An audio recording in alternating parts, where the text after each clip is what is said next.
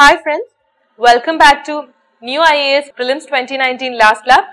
So we have been talking about the zonal councils. We have stopped our previous session with zonal councils. Now let's continue our session with Central Vigilance Commission.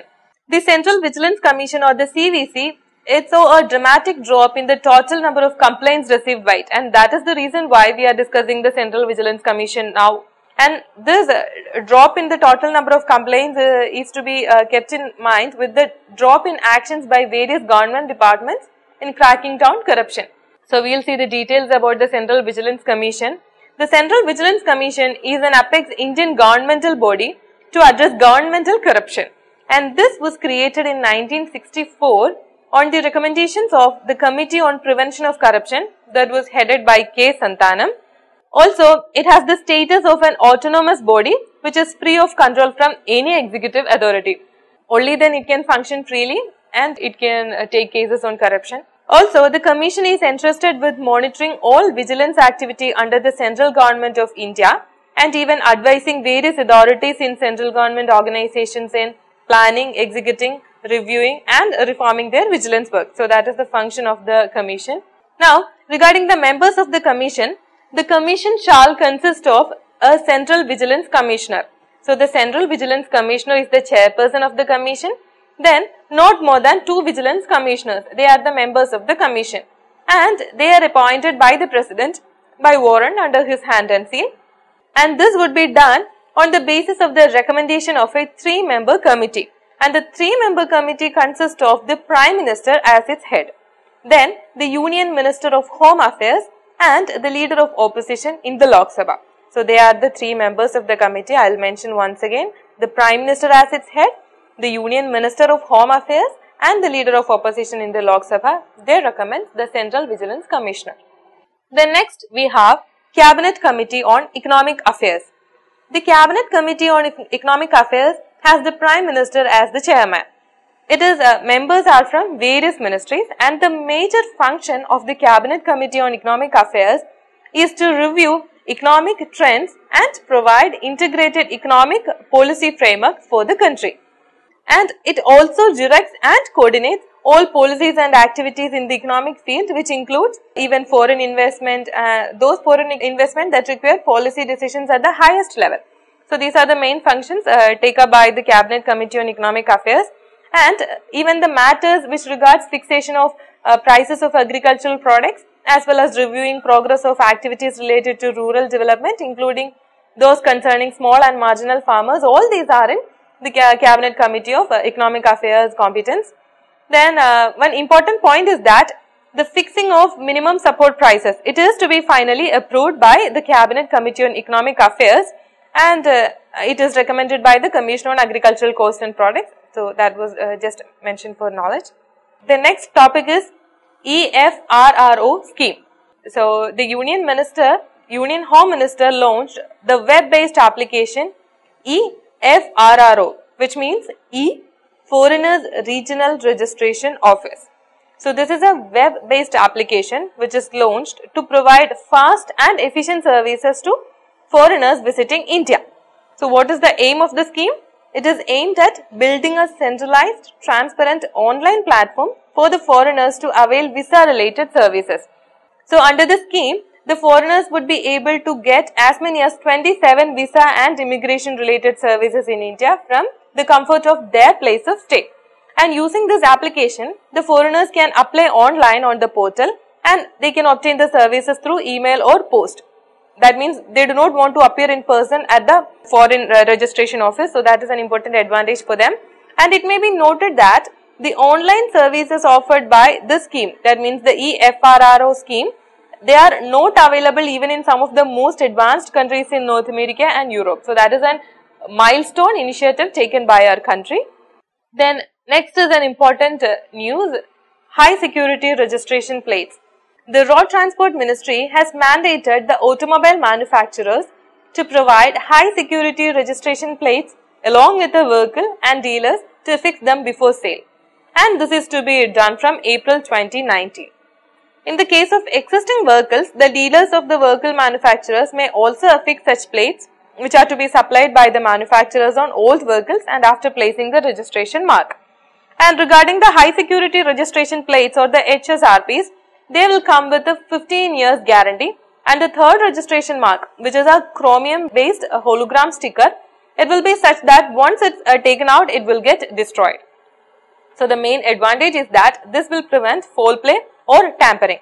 And also the sticker will have the details of registering authority, registration number, then the laser branded permanent number, the engine number and the chassis number, making the vehicle more secure from theft. So the Supreme Court has approved the scheme of color coding for fuel for quick detection of polluting vehicles. So that is another added point. The vehicle manufacturers will also manufacture a third registration mark, and this has got a color coding for the fuel used in the vehicle, and these will be fixed by the authorized dealers on the windshield of the vehicle before the vehicle comes out of the showroom. The cost of this high security registration plates will be included in the vehicle cost itself, so you don't have to pay additionally for that. And these registration plates with the distinctive number, they will be linked to the government's Vahan database. So what is Vahan? Sarathi and Vahan, they are the two flagship applications of the Ministry of Road Transport and Highways. These applications are brought under Mission Mode project by National E-Governance Plan. So I already mentioned Sarathi and Vahan. They are designed, developed and implemented and supported by the National Informatics Center. Then regarding Sarathi, it is a software package which was introduced in 2011 by the National Informatics Center and the Ministry of Road Transport and Highways for the creation of a complete computerized database which includes driving licenses, conductor's licenses, driving school licenses and fees. And since the state transport departments, they adhere to state specific regulations besides the central motor vehicle rules. So the Sarathi has been customized state-wise. Then next is Vahan. Vahan is also a software package which was introduced in 2011 by National Informatics Center and the Ministry of Road Transport and Highways, and that was done for the creation of a complete computerized database of vehicle information which are available with the regional transport offices and district transport offices. And its functional modules include vehicle registration, vehicle fitness, taxation, permits and enforcement. So in order to address state specific requests, Vahan is also customized state wise. That was a topic which came in between Sarathi and Vahan. So let's continue with our topic of discussion. Coming back to the news, the Supreme Court, we were discussing about high security registration plates. The Supreme Court had ordered complete rollout of high security registration plates back in 2005. But nearly a dozen states, including the states of UP, Maharashtra and Karnataka, they have not yet implemented it. The Supreme Court had passed the order after the 2002 Parliament attack. So in that attack, a vehicle with tampered number plate was used by terrorists, and this high security registration plates have security features which are tamper proof. So you can see the image of the proposed number plates now. As you see it, to discourage counterfeiting, a chromium based hologram, it will be hot stamped on the top left corner. You can see it, the top left corner of both front and rear number plates, and this stamp will contain the Ashok Chakra in blue. The 10-digit permanent identification number will be laser branded into the bottom left corner of the number plates. The bottom left corner, you can see it. And the hot stamping film to be applied on the letters and numerals of the registration number will have India inscribed on it. Additionally, a third registration plate in the form of a chromium hologram sticker, it will have to be affixed on the bottom left side of the windshield. On the inside, details such as the registration number, the registering authority, a laser branded pin and engine and chassis numbers will be part of the sticker. So in the diagram, you can also see two snap locks, and to ensure that the number plates aren't stolen, the rear number plate will have to be fastened with at least two non-removable snap locks, and these snap locks, they are not reusable. They cannot be removed and they cannot be reused. So that's all regarding the high security registration plates. Then next is DigiYatra. DigiYatra is an initiative by the Ministry of Civil Aviation to make boarding pass and security check-ins digital at the airports, and this would be done using Aadhaar and mobile phones. And under this initiative, a digital mode for airport entry and verification of passengers would be used. This move is actually aimed to ease the security and boarding procedure really easy. And in a sum, we can say that the initiative aims to make the whole air travel experience completely digital. So the DigiYatra, I already mentioned, it is an industry-led initiative which is coordinated by the ministry in line with the Digital India's vision to transform the nation into a digitally empowered society. In simple words, a DigiYatra could be said as digital processing of passengers at the airports. So that is the simple explanation for DigiYatra. I will repeat, digital processing of passengers at the airports. And so the digital processing means that passengers will be automatically processed based on facial recognition system at various checkpoints like entry point check, entry into security check, etc. And the main advantage of the initiative is that DigiYatra will facilitate paperless travel and avoid identity check at multiple points. So that is a great advantage. And there are 4 main pillars of DigiYatra.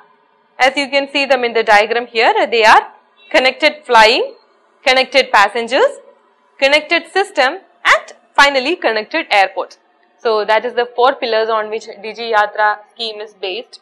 Next we have Petroleum and Natural Gas Regulatory Board, PNGRB. The Petroleum and Natural Gas Regulatory Board was constituted to protect the interest of consumers and entities which are engaged in specific activities relating to petroleum or petroleum products and natural gas, and to promote competitive markets. So that is the function of Petroleum and Natural Gas Regulatory Board. It was established under the Petroleum and Natural Gas Regulatory Board Act 2006. The board has been mandated to regulate the refining, processing, storage, transportation, distribution, marketing and sale of petroleum, petroleum products and natural gas. But the important point is that this excludes the production of crude oil and natural gas. So that is the important point to be noted. This excludes the production of crude oil and natural gas. It has also been entrusted with the responsibility to ensure uninterrupted and adequate supply of petroleum, petroleum products and natural gas in all parts of the country. And regarding the constitution of the board, the Petroleum and Natural Gas Regulatory Board consists of a chairperson and 4 other members, and among these 4 other members, one should be a legal member. So that's all regarding the topic. Thank you so much for listening.